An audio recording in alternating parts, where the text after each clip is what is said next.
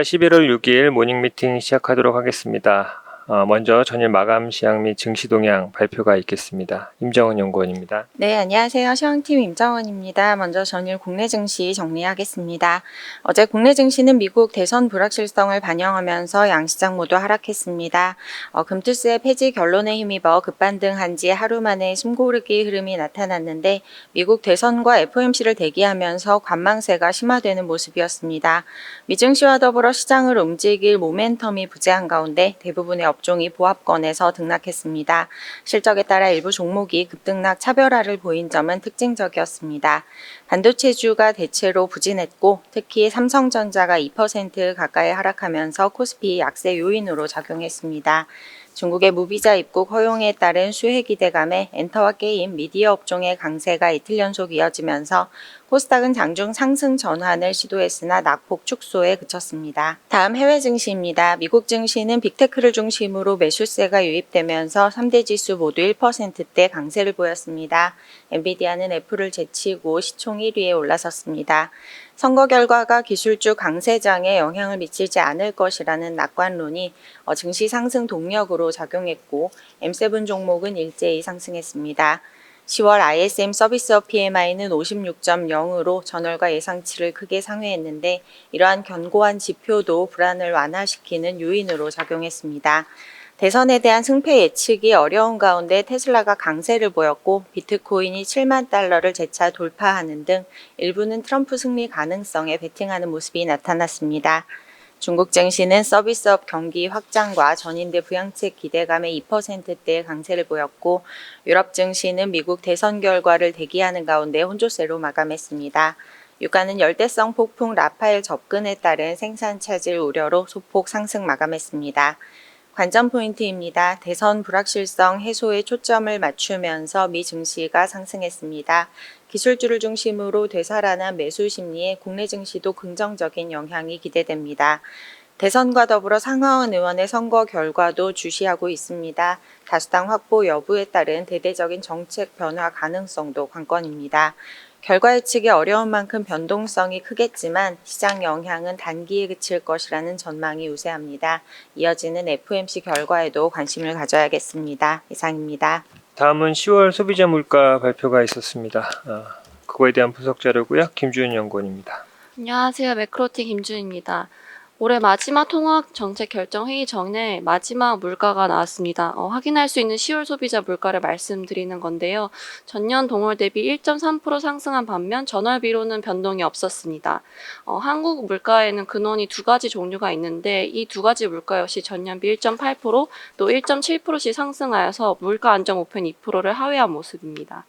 또한 소비자들이 체감하기에 좀 더 가격 변동을 민감하게 느끼는 생활물가라는 것도 있는데 이건 역시 10월에 1.2% 상승하면서 가계를 압박하던 부담이 조금씩 덜어지는 환경입니다. 다만 저희는 외식을 포함한 개인 서비스 물가에 조명합니다. 10월에 전체 서비스 물가 같은 경우 전년비 2.1%가 증가하였는데 그 하위 항목인 개인 서비스와 외식 물가는 각각 2.9% 상승해서 다소 좀 높은 모습을 보였습니다. 이러한 물가의 특징은 두 가지가 있는데 첫 번째로는 소비자가 느끼는 경기의 온도에 영향을 준다는 것입니다. 10월 소비자 심리지수 같은 경우 전망과 관련된 항목에서 전월보다 조금씩 개선은 됐지만 아직 장기 평균적인 100%를 하회하고 있습니다. 이는 경기에 대해서 아직 좀 비관적이라는 뜻인데 왼쪽 하단과 같이 외식 물가와 이제 향후 경기 전망 음의 상관관계가 있어서 외식 물가가 크게 떨어지지 않으면 경기 전망이 좀 더 비관적일 확률이 높기 때문에 이러한 물가 상승률이 하향 안정될 때 아무래도 체감과 실제 경기 사이의 격차가 줄어들 것으로 판단합니다. 또한 두 번째 특징으로는 기대 물가 형성에도 영향을 주어서 이 물가 하향 안정, 즉 외식 물가가 좀 더 하향 안정돼야 말씀드렸던 기대 인플레이션율도 좀 더 빠르게 둔화할 것으로 보입니다. 현재 일반인의 기대 인플레이션율은 2.8%로 전월과 동일한 상태이기 때문에 실제 물가 와 좀 더 멀어진 모습입니다. 게다가 한은이 추정하고 있는 명목 중립 금리의 중간값이 만약 한은이 25 포인트 인하한다고 가정할 때 지금 한 두세 번 정도의 차이가 나는 수준이기 때문에 아무래도 하는 올해 금통위에서는 더 이상 인하를 하지 않고 내년 금통위에서 이러한 서비스 물가의 경로와 체감 경기 개선세를 확인하면서 내년에 인하를 완만히 진행할 것으로 예상합니다. 자세한 내용은 레포트 참조하시기 바랍니다. 감사합니다. 예, 다음은 주식 시황 자료입니다. 하인한 연구원입니다. 안녕하십니까. KB증권 시황 담당 하인환입니다. 오늘은 연간 전망을 요약한 첫 번째 자료 말씀드리겠습니다. 미국 투자의 흐름에서 변화가 나타나고 있다라는 내용이고요. 기존에 저희가 8월쯤부터 말씀드려온 데이터는 제조업 건설 투자입니다. 이 제조업 건설 투자가 둔화하고 있다라고 말씀을 드려왔었는데 그 흐름을 이어받을 이제 전력 건설 투자의 상승 가능성을 주목하고 있습니다. 이 페이지에 그림 1번과 2번을 같이 봐주시면 좋을 것 같고요. 먼저 1번 그림을 보시면 미국 제조업 건설 투자 데이터입니다. 오른쪽 아래에 있는 데이터를 먼저 보시면 전월 대비 증가율 기준으로 지금 증가율이 계속 둔화하고 있는 중이고요. 그리고 이제 왼쪽에 있는 차트를 또 봐주시면 주요 증가 시기에 저점 대비 증가율입니다. 현재 과거에 높아졌던 수준만큼 이미 높아져 있다라는 점에서 여기서 얼마나 더 세게 올라갈 수 있을 것인가를 고민해 볼 필요가 있을 것입니다. 다만 변곡점으로 생각해 볼 수 있는 이벤트는 미국 대선인데 특히 이번 대선의 지지율이 박빙이었던 만큼 기업들 입장에서는 대선 전까지 투자를 보류했을 가능성이 있기 때문입니다.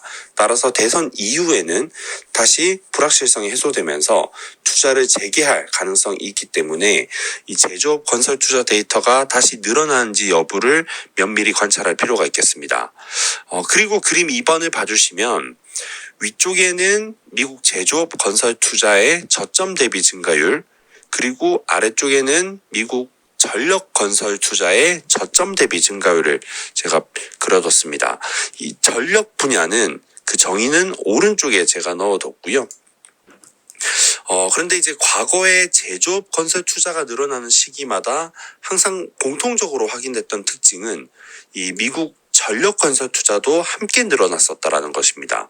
그런데 이번에는 괴리가 상당히 많이 벌어져 있는 것으로 이해할 수가 있을 텐데요. 따라서 이제 앞으로 한 1, 2년간 이런 전력 건설 투자가 또 본격적으로 늘어나는 시기가 다가올 것이다라고 기대를 하고 있습니다. 이 전력 건설 투자에는 태양광 풍력 또는 원전 같은 이런 에너지원에 대한 것들도 포함이 되어 있고요. 변압기나 전선 같은 부분들도 포함이 되어 있습니다. 미국 대선이나 이런 상황들을 같이 고려해서 이런 부분에 대해서도 관심을 가져주시면 좋을 것 같습니다. 이상입니다. 예, 다음은 기업 및 산업 분석 순서입니다. 먼저 NC소프트 자료가 있습니다. 이선하 연구원입니다. 안녕하세요. 인터넷 게임 담당 이선하입니다. NC소프트의 3분기 리뷰 말씀드리겠습니다. NC소프트에 대해 투자 의견 바이와 목표 주가 27만 원을 유지합니다. 4분기 대규모 체질 개선을 예고한 가운데 내년 대형 신작 5종과 퍼블리싱을 통한 추가 파이프라인 확보를 발표하면서 2025년에는 매출과 이익이 모두 개선되는 모습이 기대됩니다.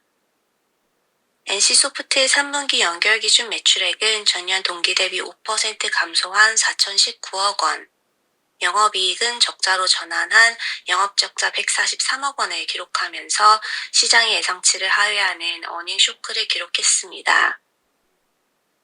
호연 등 신작 출시에 따른 광고 집행으로 마케팅비가 전분기 대비 180% 증가한 것이 어닝 쇼크의 배경입니다. NC소프트는 비용 효율화를 통해 높은 고정비를 낮추고 장르와 플랫폼 측면에서 다각화된 신작 포트폴리오를 개발하면서 중장기적으로 지속 가능한 탑라인 성장을 추구하고 있습니다.